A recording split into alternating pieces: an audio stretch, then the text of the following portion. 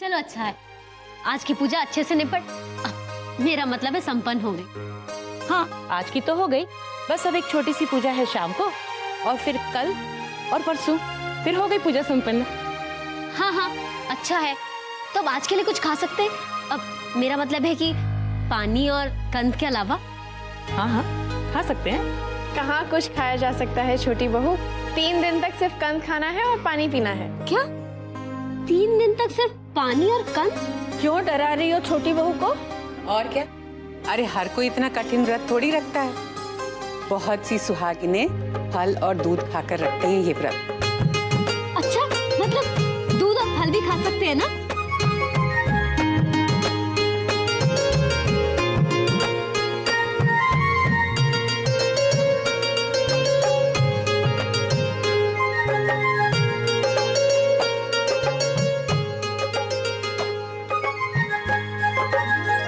देव भी आ गया।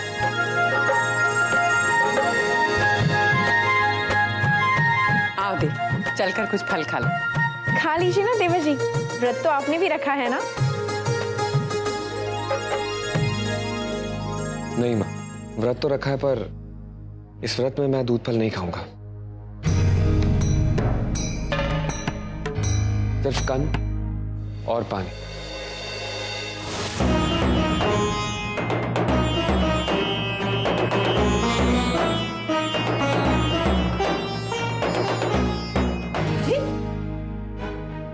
इतना कठिन व्रत रखने की क्या जरूरत है बेटा? अभी अभी तो तू बीमारी से उठा है, साधारण व्रत में ही तकलीफ होती है, और फिर तू ये इतना कठिन व्रत। क्यों नहीं दादी? अगर मैंने कोई व्रत रखा है तो उसके नियमों का पालन मैं पूरी सच्चाई से करूंगा। अरे देव, तू तो जानता है ना कि फल और दूध चलते हैं इस व्रत में, फिर नियम तोड़ने की बात कहाँ से आ गई? मेरे लिए है माँ। मैं नहीं चाहता कि व्रत के नियम बदलने से उसका असर फीका पड़ जाए। मैं हर नियम का पालन पूरी सच्चाई से करूंगा, चाहे वो सरल हो या कठिन।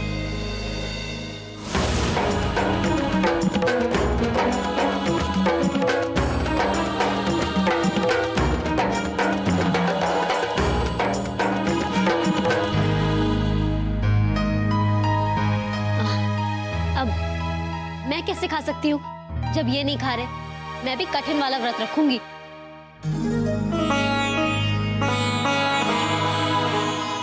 छोटी बहू, तुम कठिन व्रत रख रही हो, ये तो बहुत अच्छी बात है, लेकिन देव इस हालत में कठिन व्रत रखेगा तो उसके लिए ठीक नहीं होगा। अभी अभी तो बीमारी से उठा है ना। ऐसा करो, तुम ही उससे समझाओ, उसने व्रत भी तुम्हारे ही लिए रखा है ना। जी दादी माँ, मैं पूरी कोशिश करूंगी।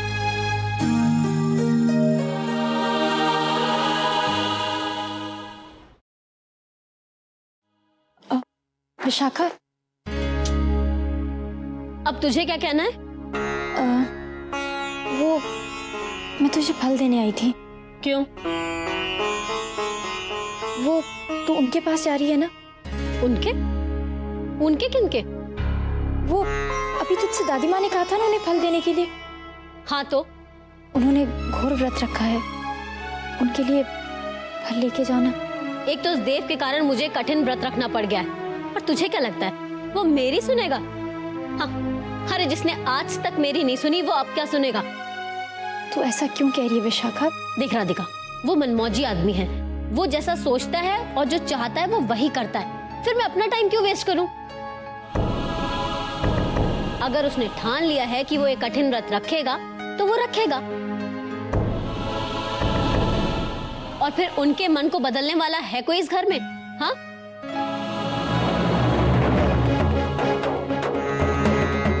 हाँ विशाखा, मैं हूँ, मैं बात करूंगी उनसे। उन्होंने मेरी वजह से ये निर्णय लिया है, और अब मैं ही उनका निर्णय बदलूंगी।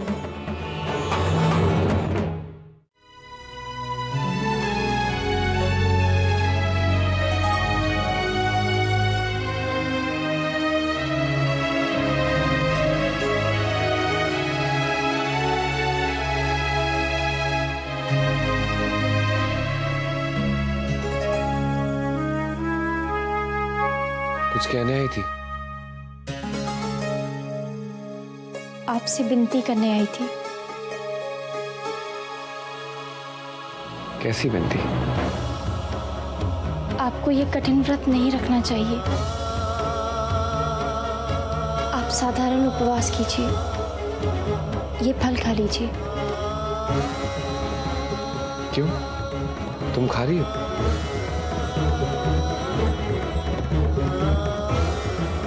तो मैं कैसे खा सकता हूं? अब तो आप हद कर रहे हैं। इन सब से कुछ नहीं होने वाला है। मेरी भावनाओं में कोई अंतर नहीं आएगा। मैं आपसे पहले भी कह चुकी हूं, मुझे आपकी कोई फिक्र नहीं।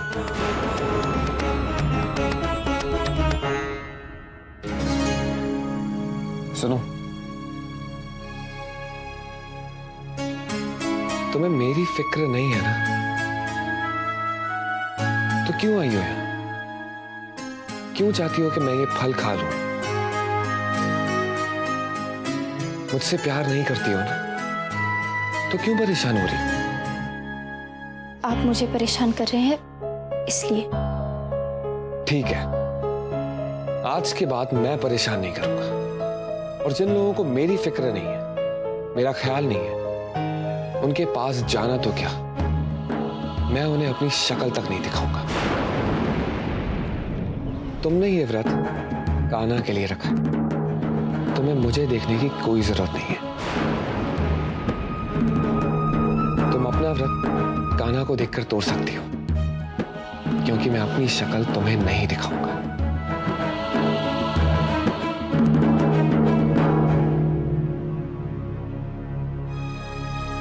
तुम आज तक खुद को मुझसे छुपाती आई थी ना, आज के बाद मैं खुद को तुमसे छुपाऊंगा।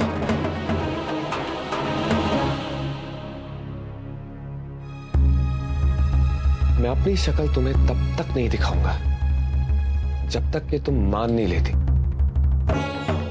कि तुमने ये व्रत मेरे लिए रखा है। तुम्हें मेरा ख्याल है, तुम्हें मेरी फिक्र है।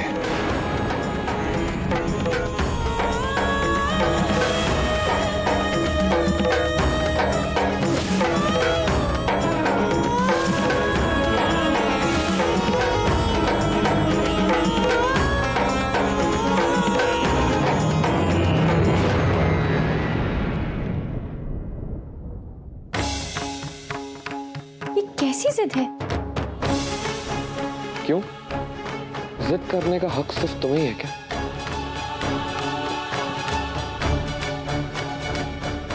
तुम आज तक खुद को मुझसे छुपाती आई, वो भी एक जिद्दी थी। और आज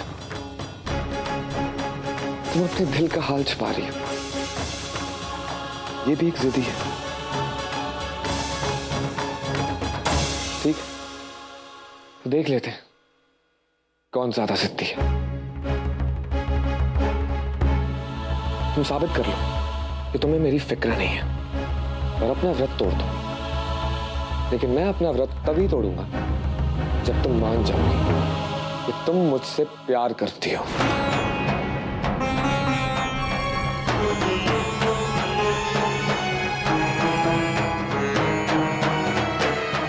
अब सब कुछ तुम्हारे हाथों में। सुनिए, ये सब करके आपको क्या मिल रहा है? कुछ नहीं,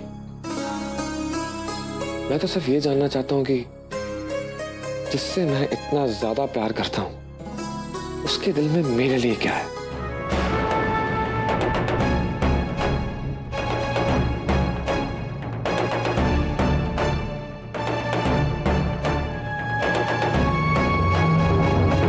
यहां क्यों खड़ी हो?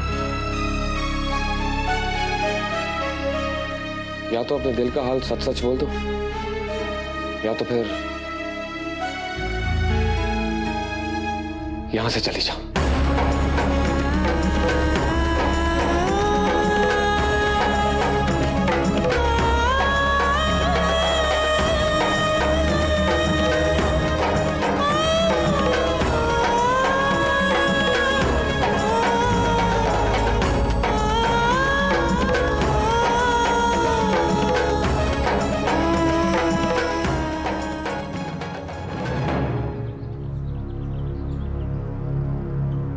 जिस रिश्ते को हम कमजोर बनाने की कोशिश कर रहे थे वो रिश्ता टूटा है। ये संबंध स्वर्ग से बनकर आया है। हम जैसे कुछ इंसान इसे तोड़ने की कोशिश भी नहीं कर सकते। जब दो प्रेम करने वाले अग्नि को साक्षी मानकर साथ फेरे लेते हैं और एक दूसरे को साथ निभाने का वचन लेते हैं तो 7 जन्मों के लिए एक दूसरे के हो जाते हैं।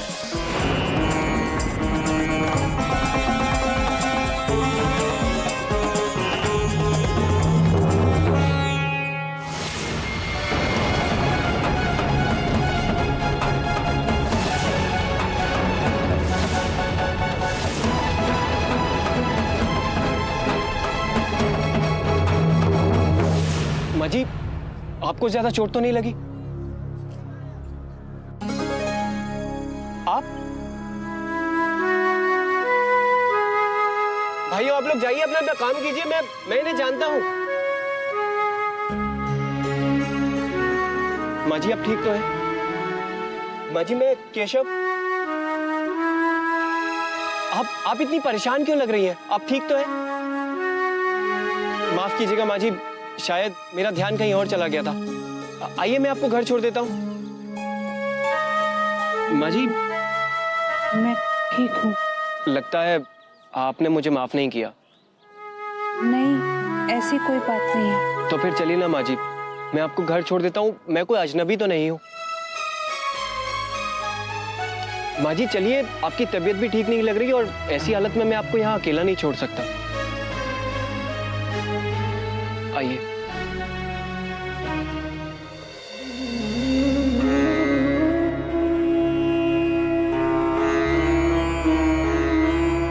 मैं अपनी शक्ल तुम्हें तब तक नहीं दिखाऊंगा जब तक कि तुम मान नहीं लेती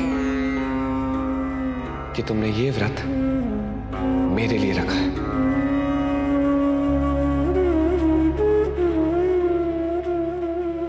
ये सब क्या हो रहा है कान्हा? मेरे जीवन को और क्यों उलझा रहे हो? हर कदम पर एक नई परीक्षा। मैंने तो सिर्फ यही चाहा था ना कान्हा, यहाँ रहकर सिर्फ उन्हें देख सकूं। लेकिन यह अधिकार भी मुझसे छिन रहा है कान्हा।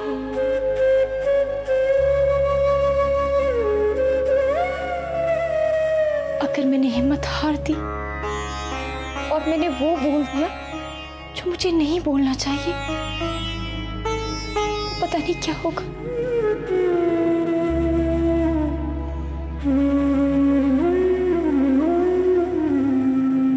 मुझे हिम्मत दो कान्हा, मुझे सही राह दिखाओ, मेरी मदद करो।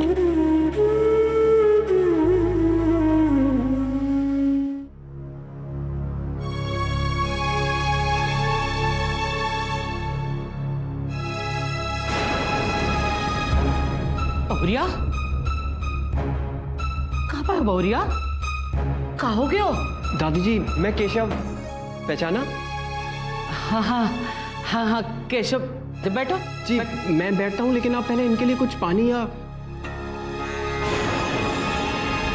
हाँ हाँ हाँ बेटवा, हाँ हाँ हाँ।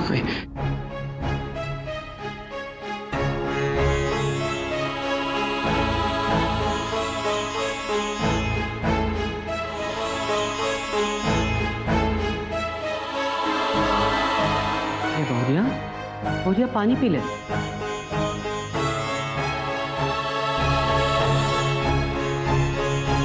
सर, क्या हुआ? अचानक माँ जी मेरे स्कूटर के सामने आ गई। मुझे इनकी तबीयत भी ठीक नहीं लग रही थी। मुझे लगा शायद माँ जी अकेले घर नहीं जा पाएंगी, इसलिए मैं छोड़ने चला आया। भला कियो बेटा, भला कियो। ठाकुर जी सदाए सहाय करे तोरी। बस अब आपका आशीर्वाद मिल गया, और मुझे कुछ नहीं चाहिए। मैं अभी चलता हूँ। राधे राधे। राधे राधे।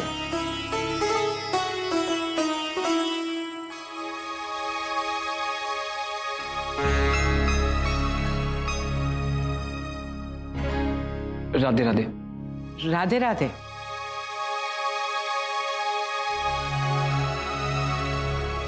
बहुरिया का भयो बिघन वाला हवन हो ही गयो ना?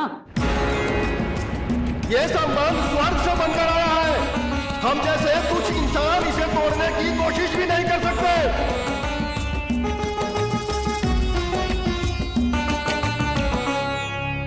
पंडित जी कह रहे थे वो कुछ नहीं कर सकते। ये रिश्ता स्वर्ग से बनकर आया है। कई जन्मों का साथ है इस रिश्ते का। इस रिश्ते को तोड़ने की कोशिश करना भी पाप है। तो पूजा हुई कि नहीं? पूजा शुरू जरूर हुई थी पर संपन्न नहीं हो पाई, क्योंकि भगवान जी नहीं चाहते कि इस रिश्ते में कोई विघ्न आए। इसलिए उन्होंने पूजा में विघ्न डाल दिया। हवन कुंड की अग्नि अपने आप बुझ गई। का उल जुलुल बोले जा रही है? ऐसा कभी हो सकता है का? क्यों नहीं हो सकता अम्मा जी? देखिए ना, हम कितना बड़ा पाप करने जा रहे थे। पवित्र अग्नि के 7 फेरे लेकर जो बंधन बंधा था, हम उसे तोड़ने जा रहे थे। हम कैसे भूल गए थे? कैसे भूल गए थे कि राधिका देव बाबू की पत्नी थी, पत्नी है और हमेशा पत्नी रहेगी।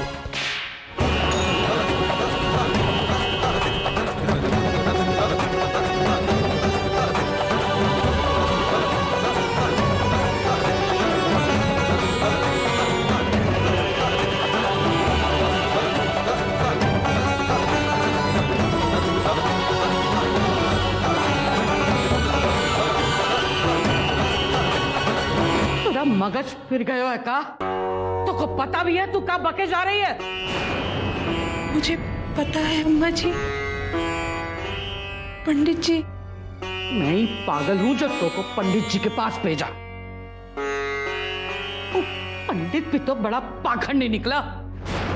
हवा के झोंके से हवन की अग्नि बुझ गई तो हिम्मत हार बैठा और तोरा निश्चय भी डामाडोल कर दिया। एक बात याद रखियो बहुरिया, मैं अभी जिंदा हूं। हम और जीते जी कोई मोर पोती का अधिकार छीन ना सकेगो।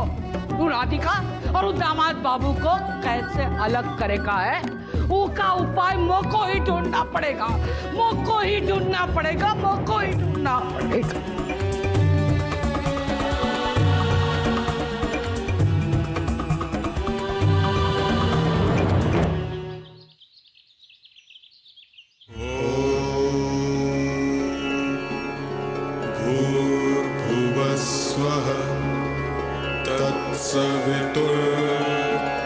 वरेण्यं भर्गो देवस्य धीमहि धियो यो न प्रचोदयात्। नहीं विशाखा, सबसे पहले आचमन और उसके बाद तिलक।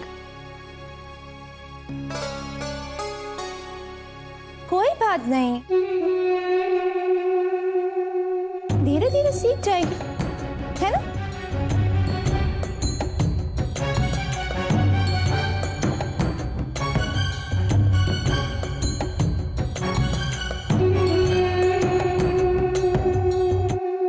अरे बहू, आज तो दूसरा दिन है पूजा का। अब तक तो सारी पूजा समझ में आ गई होगी ना? नहीं नहीं आंटी जी, मुझे सब आता है। वो तो इसकी टोका टोकी करने की आदत है।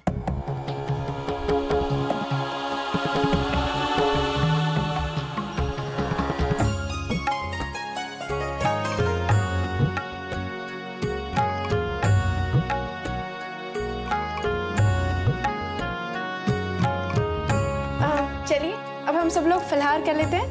हाँ,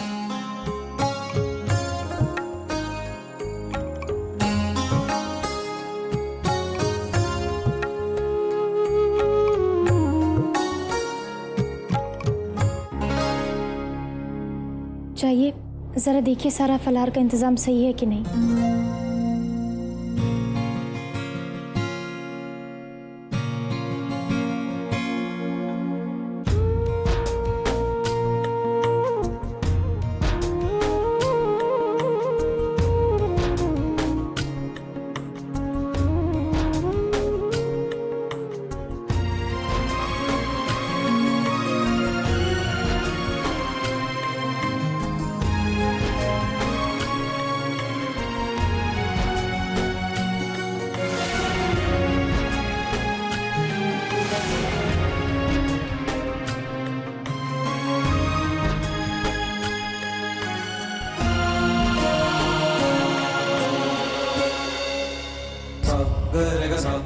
मैं जानता हूं तुम्हारी नजरें मुझे ढूंढ रही हैं, और मुझे ये भी पता है मुझे देखे बिना तुम्हारे लिए एक पल भी गुजारना बहुत मुश्किल हो रहा है। मुझे मेरे प्यार पर और तुम पर खुद से भी ज्यादा भरोसा है। तुम्हें अपने दिल के हाथों मजबूर होकर कहना ही होगा कि तुम मुझसे प्यार करती हो।